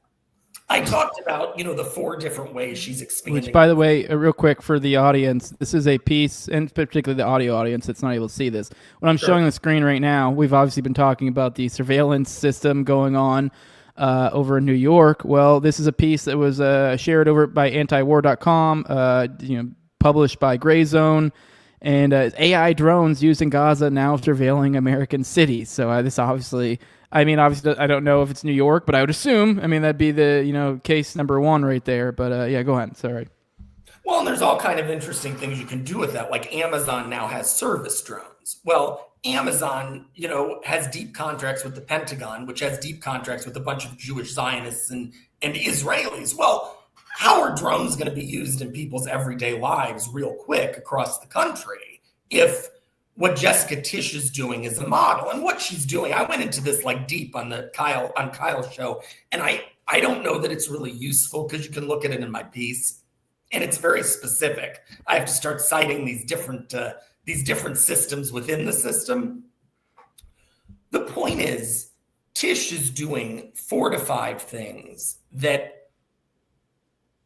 are going to expand the system to the point where she hopes that if somebody is guilty of public indecency, like on a street, or the system detects that a gunshot might have gone off, even though it only has 15% accuracy at detecting that, the department can surge within minutes, overwhelming force to a single sidewalk or neighborhood. We've seen this happen before. This happened in LA in the 1980s and 1990s, and it led to the riots over the beating of Rodney King. We haven't seen this level of surveillance with this lack of concern about civil liberties. When she first, 16 years ago, when she first took this plan, Kelly told her, go develop this plan. She goes, develops it. She takes it to Kelly. And then they send it to, some civil liberties group in New York who, they're, I think, legally obligated to send new things to for feedback. It's a nonprofit. The lawyers are on record as saying they threw up when they saw her plan. They were so horrified by what it could mean. And that's kind of where we are. I'll give one example. In April, it's also in the piece, they arrested a black guy for public indecency, put him in prison. It was a traumatizing experience, genuinely. He was innocent. Random black guy from New Jersey, 6 foot something, commensurate. He was a well-built guy. They put him in prison based on facial recognition software used by domain awareness, even though the witness had said that he was 5'6" and fat. This guy spent time in prison. Nobody's apologized. They don't care. This is going to happen more and more and more. And we've never seen anything this bad because we've had militarized policing, but the surveillance capacity is extraordinary. And who's in charge of the surveillance? It's not like this is open access. The public can't access this. They can't see if the officers are misbehaving. The police department's in charge of it. So to me, this is pretty nightmarish. Versions of this are already occurring in San Antonio as well. I think they're going to come to cities and towns. That seems to me what'll happen. So I think all of us should be just really concerned and watchful. Yeah, I'm looking at your piece right now just to drive a point home on how spooked out Tisch is. Her grandpa bought CBS in the 80s. Her great uncle, the brother of her grandpa, bought the New York Giants. Lawrence Tisch, her grandpa, was a member of the study group as well, which, that's kind of, that is like creepy as fuck. Yeah, that's the quintessential spooked out, you are top, you're like the top J. Like you are like, at least so far as what we see on the world stage, we're talking Leslie Wexner, Charles Bronfman. Like these are, when you read Whitney Webb's book, want these like, J's representing us. Leave them yeah, like these are the, like when you read Whitney Webb's book, like this is like kind of what it all comes to, is this group right here, is this study group. The new hot thing is Mamdani. Everyone's all about it. I gotta say, I haven't been paying attention to this hardly at all, but a little bit I do. I gotta say, Sliwa is kind of my sleeper. He's fun. He's enjoyable. I don't really know shit about his politics, but he's kind of like a Santos type in the sense that like I just enjoy him, but like I don't even really know what the fuck his politics are. I don't care. I just want him to be there. It's but Mamdani's catching a lot of love these days, but also a lot of heat from the establishment. I've heard a lot of people murmurs he's softened his message on some things. I don't know to what degree that's true or not, but he seems to be. He's gotten some notoriety for being one of the only people in the race who willing to kind of have the tiniest bit of backbone and not going crazy and being like some anti-J this or something. Just kind of being like, this is New York. Like, who gives a shit kind of deal. And a lot of people have seemed to like it, which makes sense. And as a result, the establishment is freaking out. Just kind of, what are your thoughts on this? I mean, you kind of take this wherever you want, whether you want the influence on it. I know maybe you speak to the questions of kind of, has he softened his message? Is there some sort of deal behind the scenes? Yeah, but go ahead. He softened his message. He committed to keeping Jessica Tisch on as police commissioner. And to me, I've been a big supporter of Mamdani's because my politics are somewhere between libertarian and left. My politics are anti-empire. So if you're against the empire, I like you, even if I disagree with you on specific things. But like, I've been a big fan of Mamdani's despite disagreeing with some of his policies, because he's the first mayoral candidate in New York who basically said finance, big developers, and powerful Zionists are fucking up the city, and I'm not going to lie about it. And militarized policing. You know, de Blasio said a little of it 10 years ago. He didn't do it like Mamdani. Even de Blasio publicly, very generously acknowledges that Mamdani is just a natural at this. The hinge, I'm not a skeptic. I'm always hopeful about politicians when they're running on a populist platform.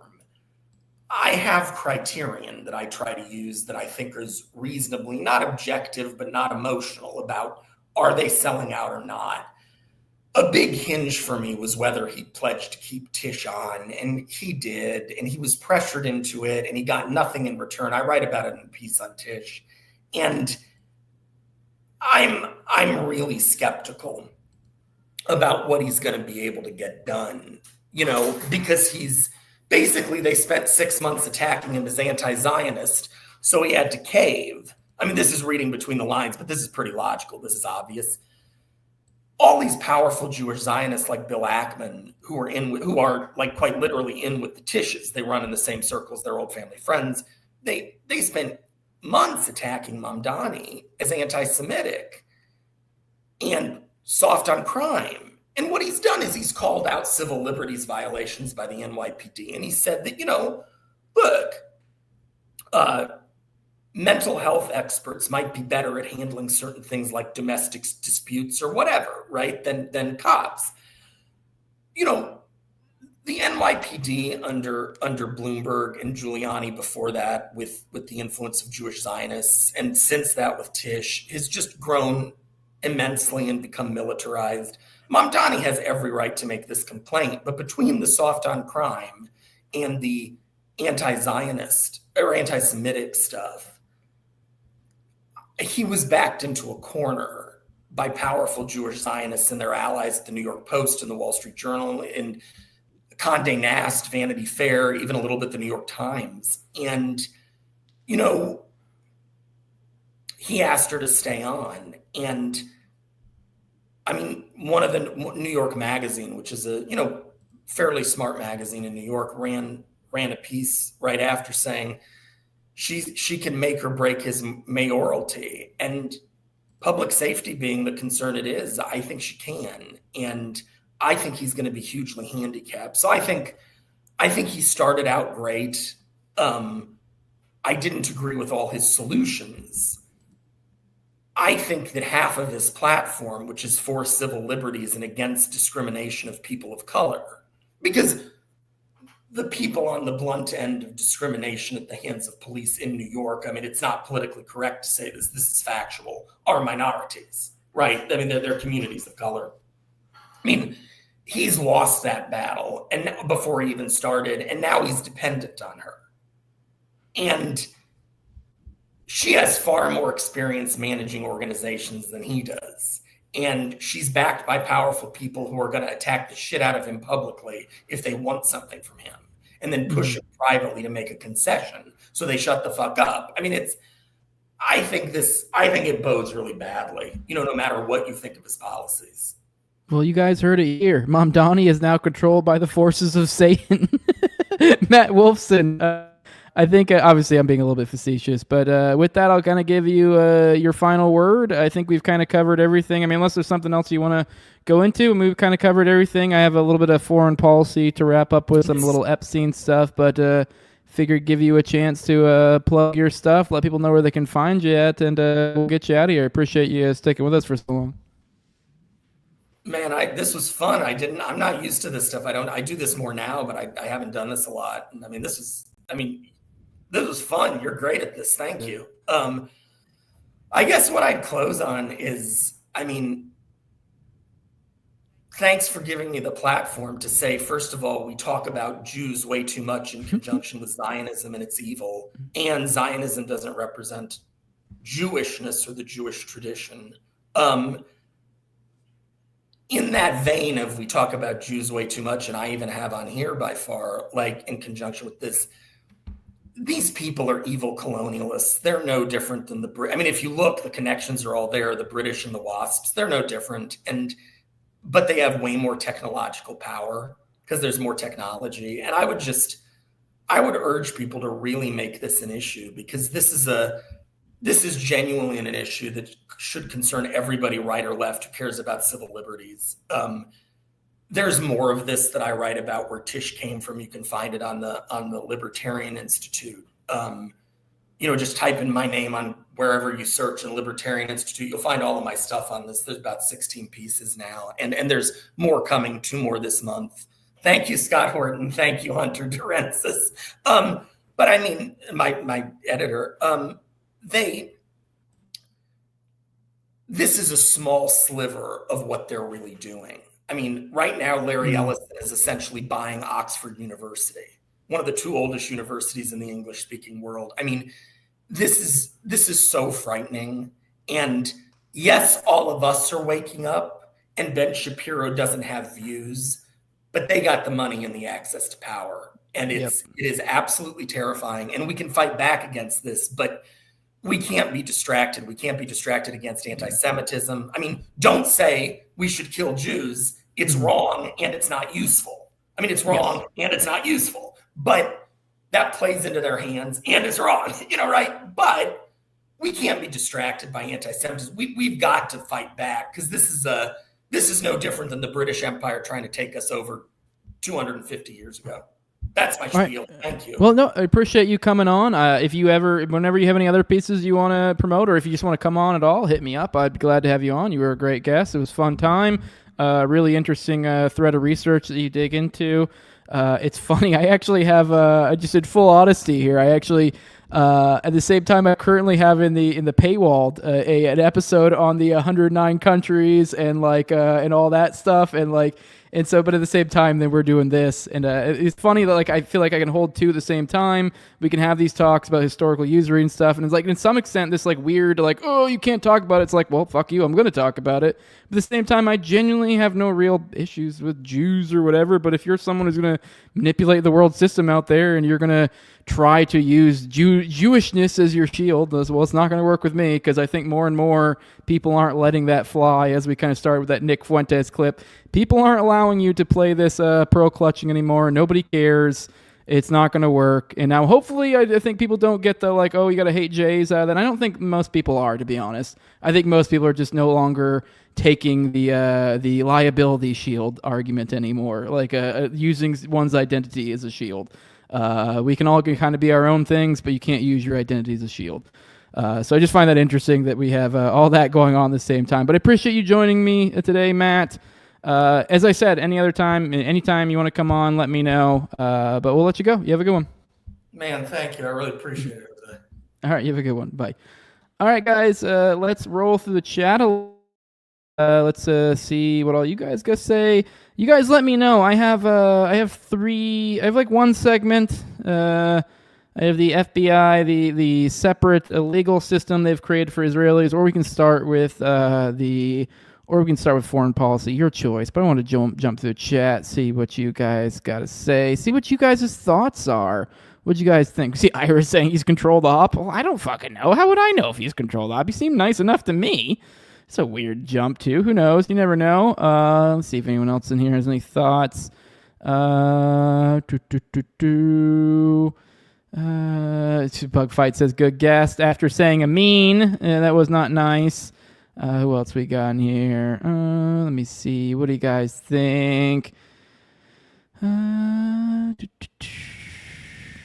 Tony Chin says the term anti-Semitic has been so overused, honestly, I don't know what it means anymore. Exactly. It's just kind of my point I was trying to get at there at the end.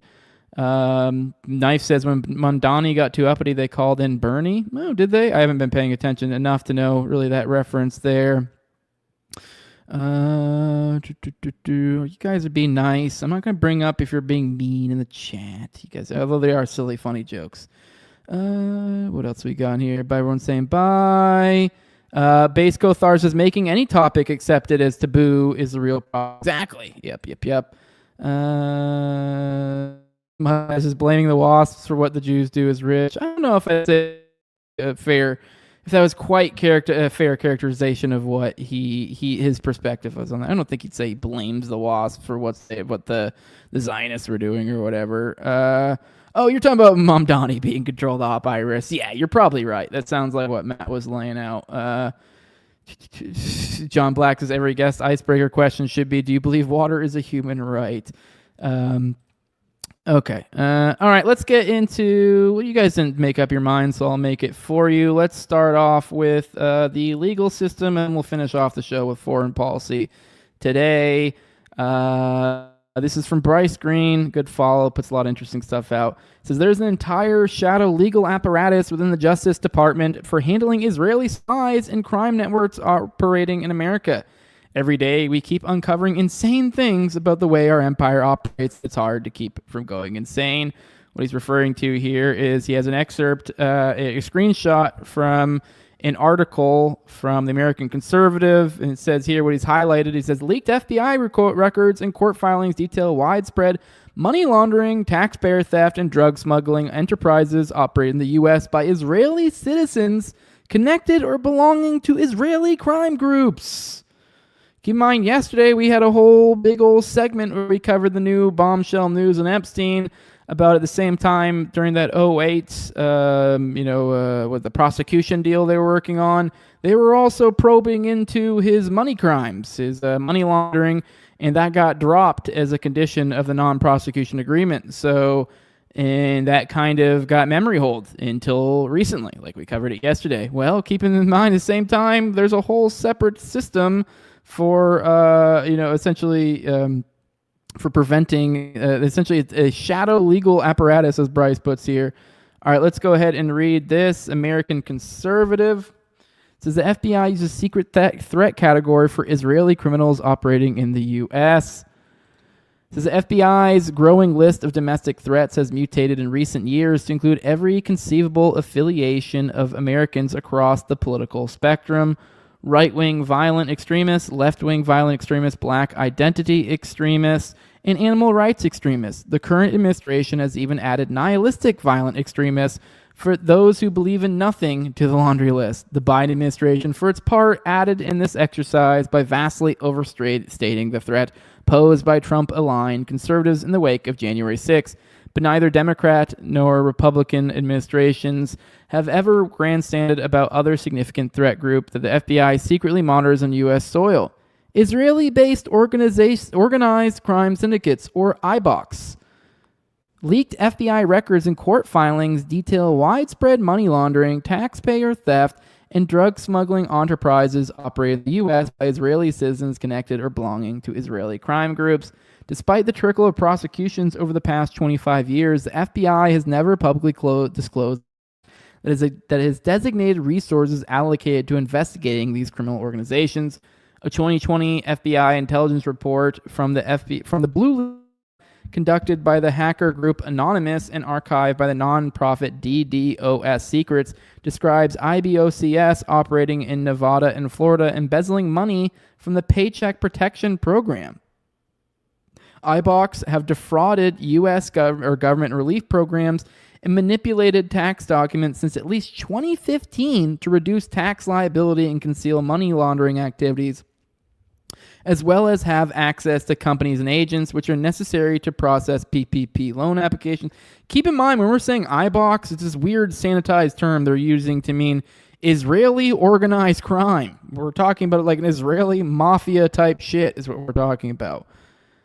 And there's a whole designation they have. The report also lists instances of IBOX committing both disaster relief and tax fraud, and notes that IBOX are involved in money laundering, extortion, illegal gambling, fraud, and narcotics trafficking in Las Vegas, Los Angeles, Miami, and New York, according to FBI investigations.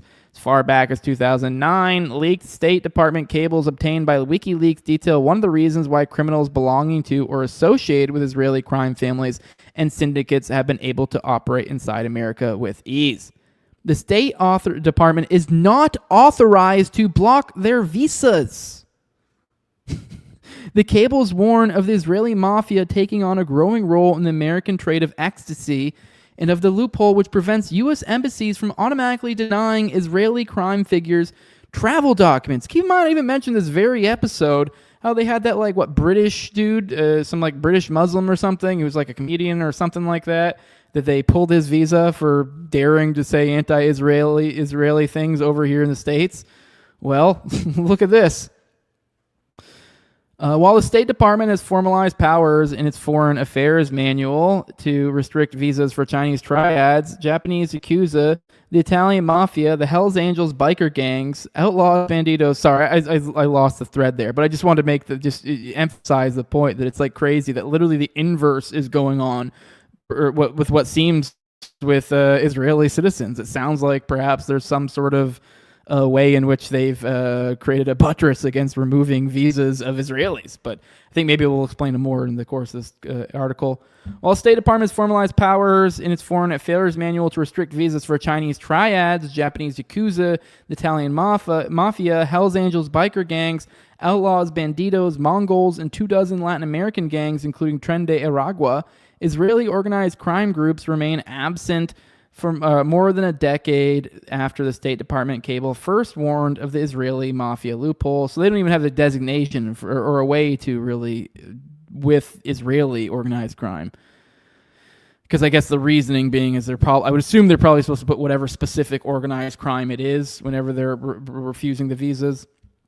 Given the volume of travel and trade between the United States and Israel, it is not surprising the Israeli organized crime has also gained a foothold in America. One cable reads, the consular section has revoked several visas for those who have been convicted of crimes in Israel, but many OC, organized crime figures, have no prior criminal convictions and carry no visa ineligibilities. As a result, many hold valid non-immigrant visas to the United States and have traveled freely or attempted to travel for a variety of purposes. A former FBI special agent who worked on investigations involving IBOX told the American Conservative, there is real Israeli organized crime in this country. Yeah, it's called the government.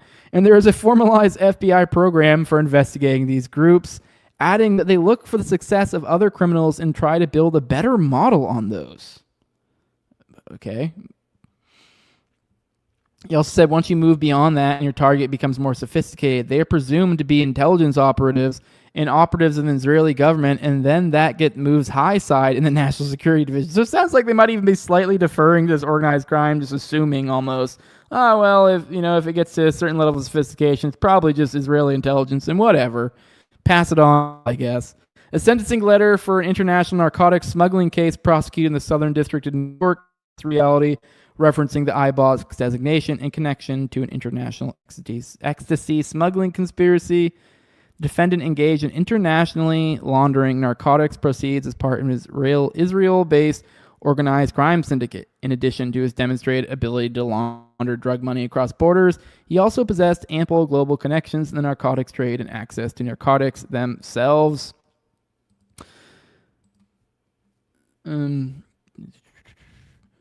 A second former FBI agent pointed to the recent West Coast indictment of a suspected high-level member of an Israeli transnational organized crime group running an illegal poker game in Hollywood. It's no secret that politics inevitably shapes enforcement priorities, the agent said, explaining why the Bureau has never highlighted its iBox enforcement. This has not been a popular thing to wave around in the press, which is why you see a steady stream of prosecutions related to Israeli crime figures without the same discussion of organization that you might have with cartels or gangs. So politically unpopular is criticism of illegal activities by Israelis that repeated espionage efforts have been swept under the rug, or at the very least restricted from public view. 2019, Politico reported that intelligence officials suspected that Israel was behind the placement of cell phone surveillance devices planted around the White House and in other locations in Washington, D.C. According to the report, the Israelis were not sanctioned with a formal reprimand from the State Department. Another potential reason for the lack of visibility on iBox is the changing face of Israeli politics and the increasing proximity of organized crime figures to the ruling Likud party. 10 Likud officials chose to spend the Jewish holiday of Sukkot with convicted mobster Rafi Chaim Kedoshim this year.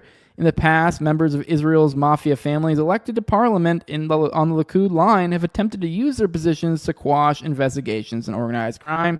The FBI did not respond to the American Conservatives' request for comment about the current status of the Bureau's iBox investigations.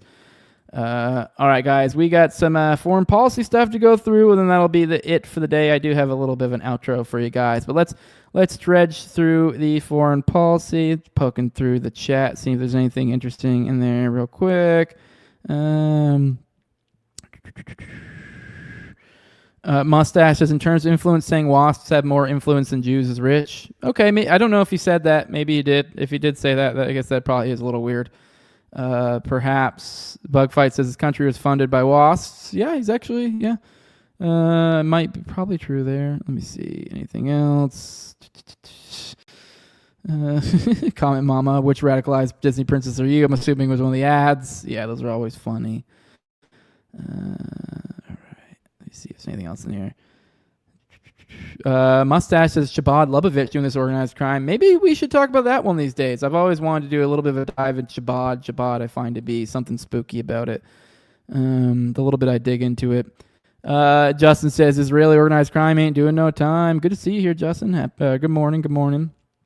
Almost said happy birthday for some weird reason. All right. Okay, let's go ahead and get into foreign policy. Latest on the Israeli front, U.S. seeks UN approval for an international enforcement force to deploy to Gaza. U.S. official told Axios the force would not be a peacekeeping force. So the U.S. circulated a draft resolution with several UN Security Council members that would establish an international force in Gaza that would have a mandate of at least 2 years, Axios reported on Monday.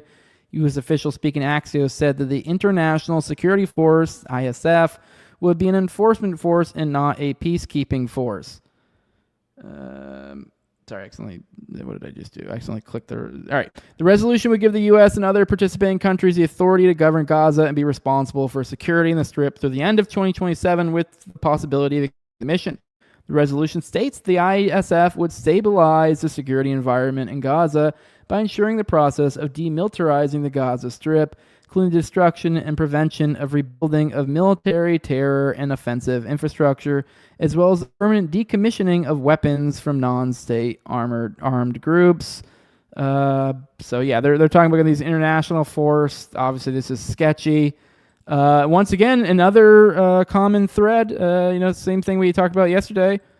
We're in single-digit deaths once again. Whoa! They did 3, so a little bit of a backslide. They murdered 3 people, which typically in most cases would be like bad. I mean, it is bad, but like comparatively grading on a curve, not bad. Keep it up, Israel. Let's get down to 0. See if we can make that happen. That'd be fucking cool. But I don't know what's going on lately, but they're down to single digits. Now, while I say single digits, it's still, the single digits are 3 people who got murdered for crossing invisible lines. Well, actually, some places they're visible, some places they're not. It's not like really there's any signs, just these weird yellow barriers occasionally. And if you cross that line, boom, you're dead. And those are the murders I guess we're seeing now. I guess they're not much at least, so that's something. Israel arrests the IDF lawyer. It was an ex-IDF lawyer who leaked the video. We talked about this a little bit yesterday. Well, they arrested the lady. They found her, Major General Yefet Tomer Yerushalmi. That's a fun name. But yeah, they found her and they arrested her. So yeah, they're still pretty pissed about that. It was kind of, they're making a whole big thing out of it. And to even add more to it, apparently, this is from DropSite. That wasn't even a Nakba fighter, as they call them over there. It was just some old civilian. So classified Israeli military order shows the man Israeli soldiers brutally raped on camera for 15 minutes was never charged with any crime. For months, pro-Israel advocates claimed he was an elite Hamas Nakba fighter who participated on October 7th to justify the atrocity. I don't know if I laid this out earlier. What we're talking about here is this leak that got, what was it, like a year or so ago? This leak of the guy who got raped in custody by the police. One of the people leaked it, and then it kind of got international eyes on it, and then people were like, what the fuck? And then Israel then rioted over the fact that the Israel officials would dare to detain or arrest people for this abuse to prisoners. So what we're currently seeing right now is the backlash against who they've discovered who has leaked it, who was one of their generals. And so they're all pretty goddamn mad about that, saying it's like one of the worst blood libels ever, yada, yada, yada, all the same recycled rhetoric. And yeah, meanwhile, this guy isn't even a Nakba. Not that it would make it okay to rape him if he was Hamas. It doesn't mean like green light for rape. Oh, Hamas, cool, go ahead and rape him. Well, but yeah, so that's this guy wasn't even one of the baddies. He was just some dude who got raped in Israeli prison. So that's great, and all of Israel is freaking the fuck out. Damn near ready to fucking lynch this broad over the fact that she leaked it. Funny enough, the reason why she leaked it was because I forget how they framed it. It was essentially like in the efforts of like making them look good, because every now and then they do make an example of somebody. And this one, in her opinion, the way she framed it was like, it was just so obvious that it was like, well, I just kind of had to just, because every now and then, this like the bastion of democracy or liberal, whatever, all the fucking stupid, phrases that get thrown out about it. It's like, well, you can't, it's how the fuck do you hold these two things simultaneously? How do you have a nation that's rioting over guards being, being prosecuted over raping their inmates? How does this happen?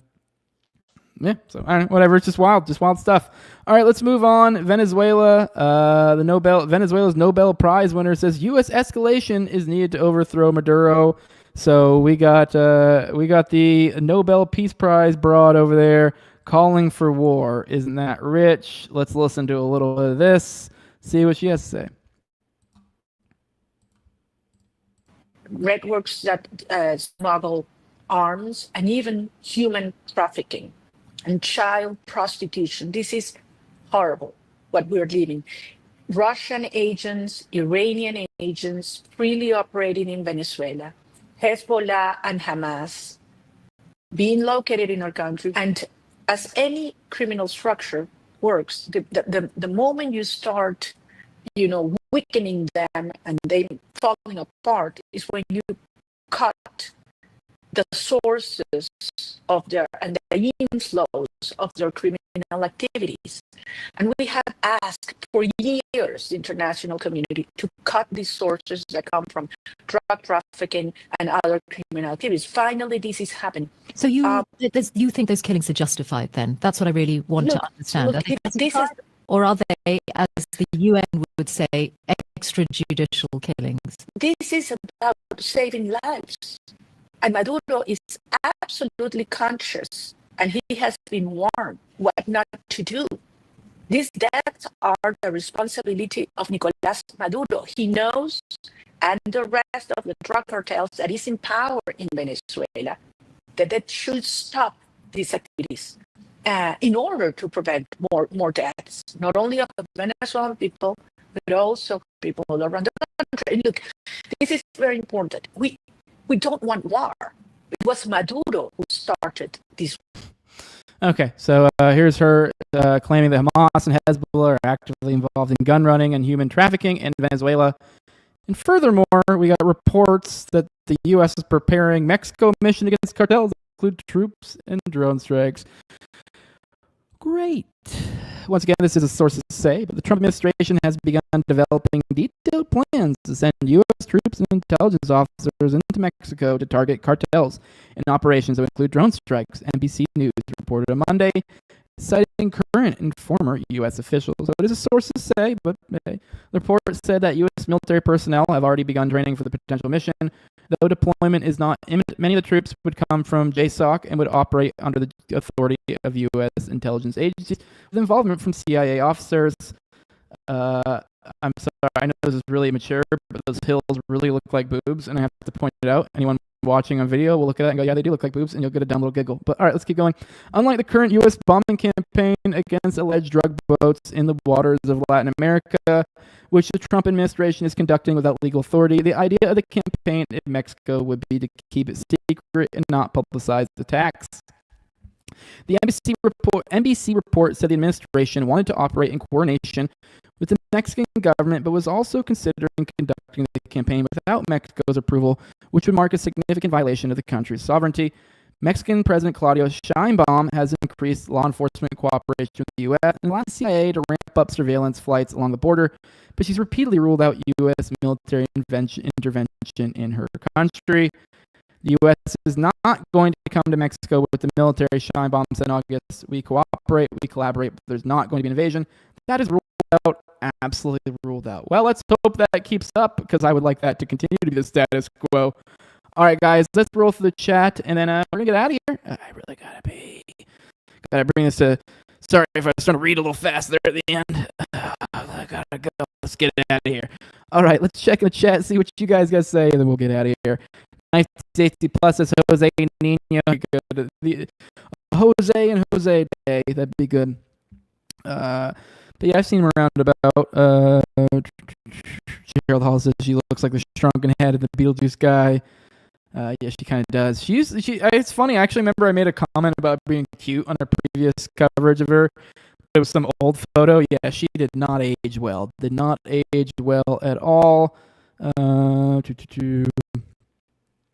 All right, let me see.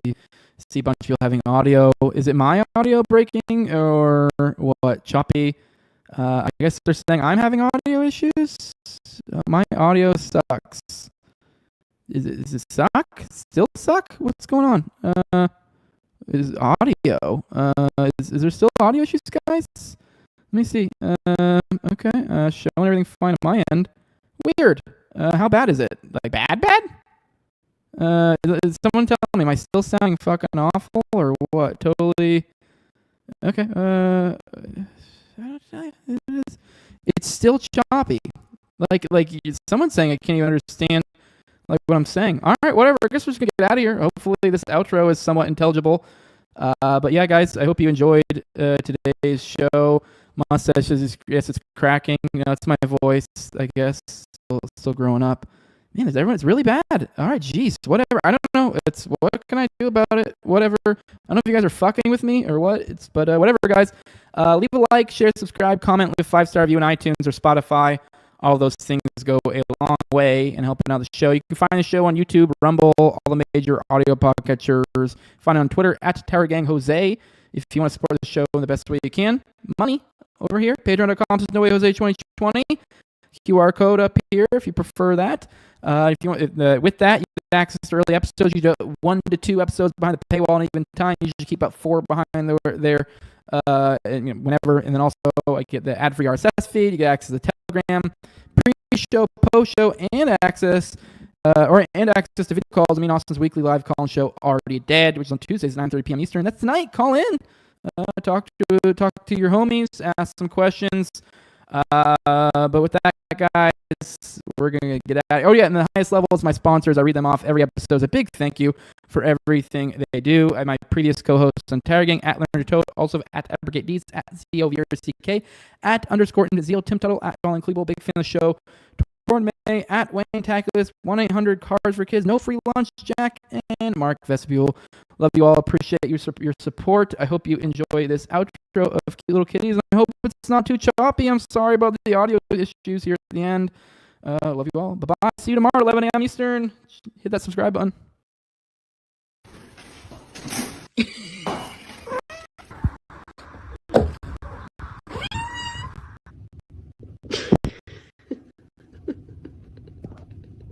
Girl, why'd you bring your kids to my bed?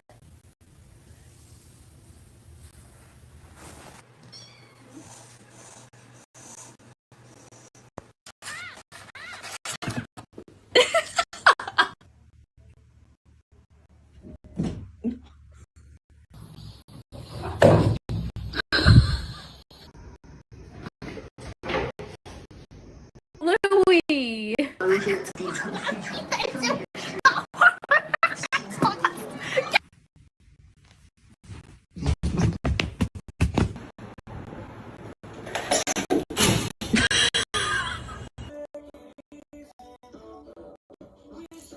Hey!